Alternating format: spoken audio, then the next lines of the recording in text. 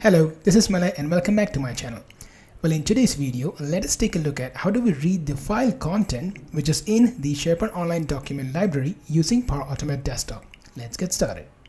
Now I do have the IT department site. Under that I have the projects document library.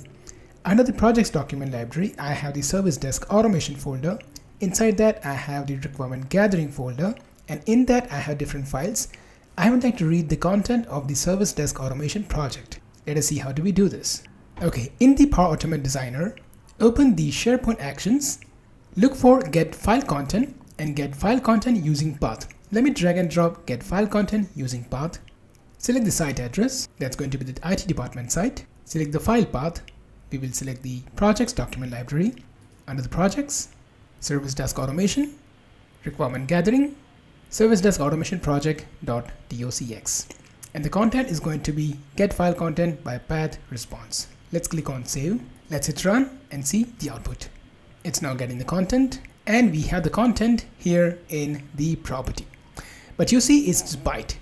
That's the binary value that has been read. Now we have the file content. Let us say I would like to save this file in my local. Well, in this case, open file actions, go for convert binary data to file, drag and drop. It will automatically pick up the response from the previous action, the file path where I would like to store the file. Well, let me go and grab the file path. Let me go and paste this, and let me also go ahead and give the file name service desk automation.docx.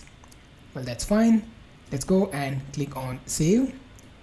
Let's hit run, and we can now see that the process is completed. Let's go and check the folder, and you see that we were successfully able to download the file in the local. And if we double click on this, we will actually see the content which is in the file. And there we have it. We were successfully able to use the content. Well, if you would like to use the other action, let's open the SharePoint action again. Let's scroll down. You can also use get file content. So if you drag and drop get file content, you can go and select the same IT department site. In the file identifier, it will be the same experience. So you can select the projects and the folder, and similarly you will get the same response also as a part of the variable produced. You can use that as well.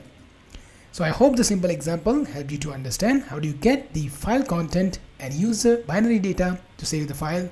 I thank you so much for watching this video.